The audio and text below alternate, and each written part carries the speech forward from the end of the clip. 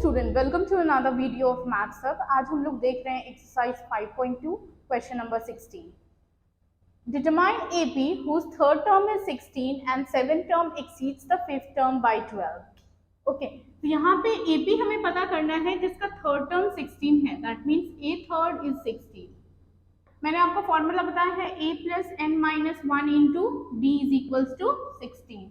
यहाँ पे n 3 है तो मैं n की जगह वैल्यू पुट कर दूंगी 3। a plus 2d is equals to 16, ये हमारा पहला इक्वेशन बन गया। उसी तरीके से सेवेंथ टर्म एक्सीड कर रहा है फिफ्थ टर्म को बाय 12 से, दैट मीन्स a7 आगे है, a5 बिहाइंड है बाय 12। ओके, a7 का क्या बनेगा equation, a plus n minus 1 into D. a5 के लिए मैंने अलग से इक्वेशन बना दी है, a plus n minus 1 into D is equals to 12। अब n की जगह मैं वैल्यू पुट करूंगी 7। ओके, यहाँ पे n की जगह मैं वैल्यू पुट करूंगी 5। तो हमारा इक्वेशन बनेगा a plus 6d minus of a plus 4d। Okay, अभी माइनस ब्रैकेट ओपन करेंगे, ये minus a minus plus minus 4d is equals to 12। a cancel out हो जाएगा, 6d minus 4d 2d is equals to 12।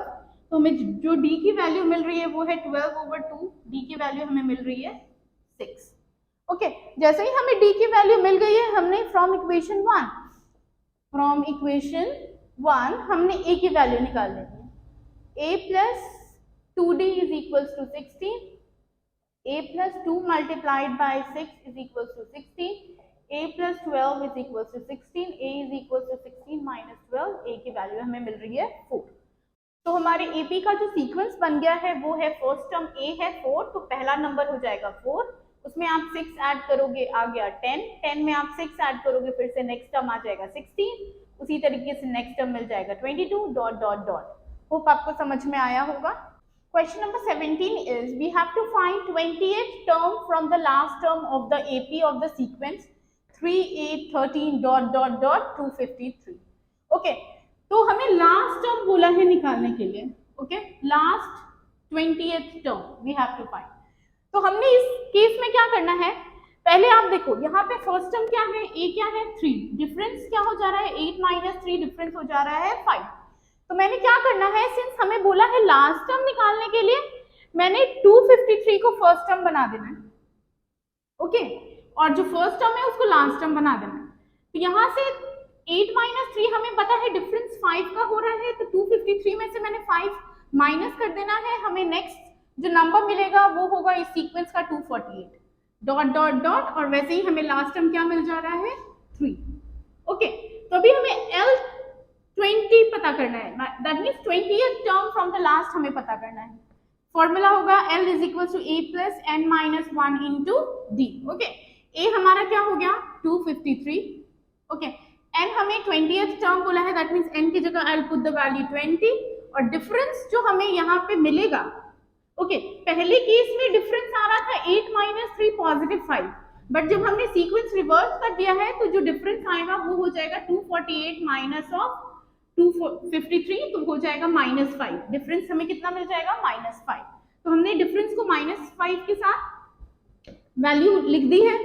अभी क्या करेंगे, 20 minus 1 is 19 minus of 5 253, ये हो जाएगा माइनस ऑफ 95। 253 माइनस ऑफ 95 हमें जो वैल्यू मिलेगी वो मिलेगी 158।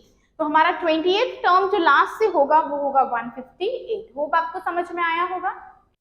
Question number 18 is the sum of 4th and the 8th term of AP is 24 and the sum of 6th and the 10th term is 44. Find the first 3 terms we have to find. Okay, तो यहाँ पे बोल रहा है sum of 4th and 8th term is 24. That means A4 और A8 का जो sum है वो है 24. उसी तरीके से दूसरा इक्वेशन निकालेंगे, A6 plus A10 is equals to 44. अब हमें पता है A4 क्या होगा, A plus n minus 1 into d plus of a plus n minus 1 into d is equals to 24. तो मैं n की जगह यहाँ पे वैल्यू क्या पुट करूंगी 4।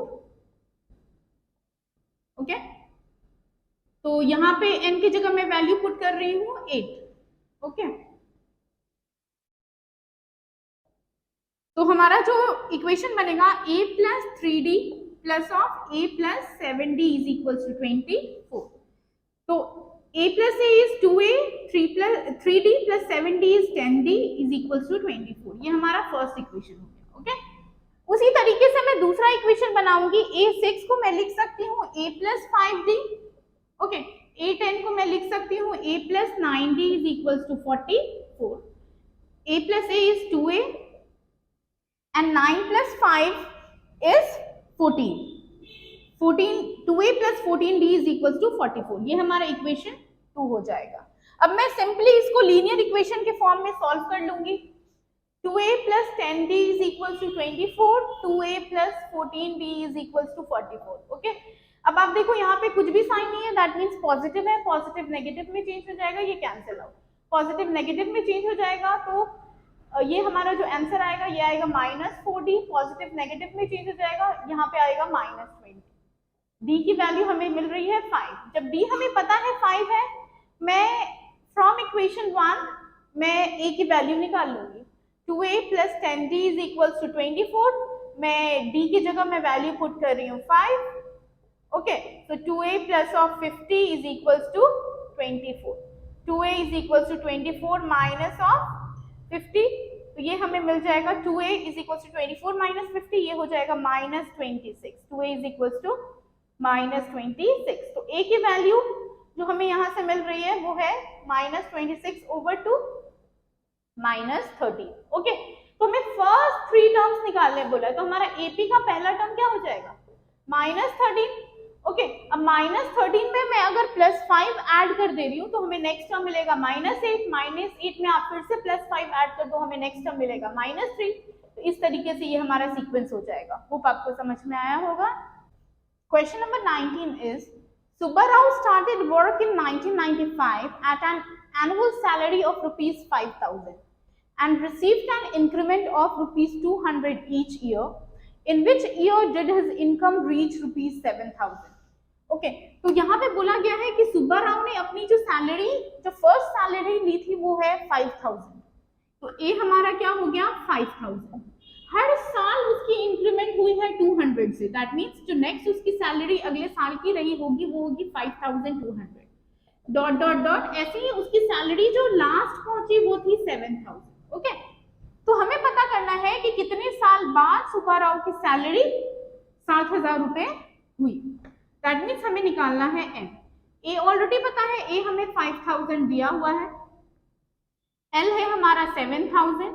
ओके लास्ट टर्म फॉर्मूला पता है, l is equal to a plus n minus 1 into D. l की जगह मैं वैल्यू पुट करूंगी 7,000, a की जगह 5,000.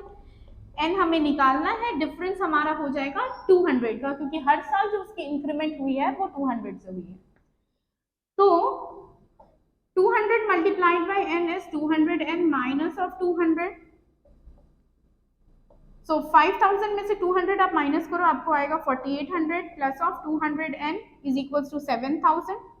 7,000 minus of 4,800 is equals to 200 n. तो ये जो वैल्यू आएगी हमें 2,200 is equals to 200 n. Okay n हमें निकालना है 2,200 ओवर 200. 0 0 कैंसिल आउट, तो n is 11. मतलब 11 साल बाद जो सुब्बा राव की सैलरी हुई थी वो थी 7,000. Hope you understood. Question number 8 is an AP consists of 50 terms of which third term is 12 and last term is 106. We have to find 29th term. Okay, तो सबसे पहले terms, total terms कितना है 50. That means n is 50. Third term is 12.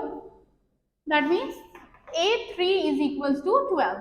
Last term is 106. That means L is equals to 106. We have to find 29 term. That means हमें A29 निकालना है. Okay. तो हमें जो भी वैल्यूज दिए हैं उनसे पहले मैं इक्वेशन बनाऊंगी. So पहला equation A third is equals to 12. That means A plus n minus 1 into D is equals to 12. मैं n की जगह जो वैल्यू पुट करूंगी वो पुट करूंगी 3. ओके तो हमें जो इक्वेशन बनेगा A plus 2D is equals to 12. ये हमारा first equation. Similarly, L is equals to 106. That means L की जगह मैं वैल्यू पुट करूंगी a plus n minus 1 into D is equal to 106. Okay, और यहाँ पे n हमें कितना दिया है 50, तो n की जगह मैं वैल्यू पुट करूंगी 50. हमारा इक्वेशन बनेगा a plus 49d is equal to 106. ये हमारा इक्वेशन 2 हो गया. ओके, अब 1 और इक्वेशन 2 को दोनों को सॉल्व करेंगे, a और d की वैल्यू निकालेंगे. तो a plus 2d is equal to 12, a plus 49d is equals to 106. Okay, plus will change to minus, cancel out, plus will change to minus, plus will change to minus. तो 49d का जो नया sign हो गया वो negative हो गया. तो यहाँ जो हमें वैल्यू मिलेगी minus 47d is equals to minus 94.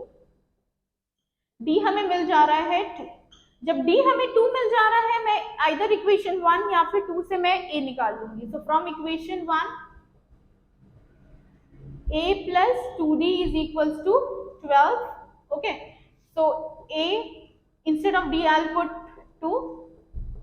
तो मैं जो मिलेगा a की value a plus 4 is equals to 12. a की वैल्यू हमें मिल रही है a is equals to 12 minus 4, तो a is equals to 8.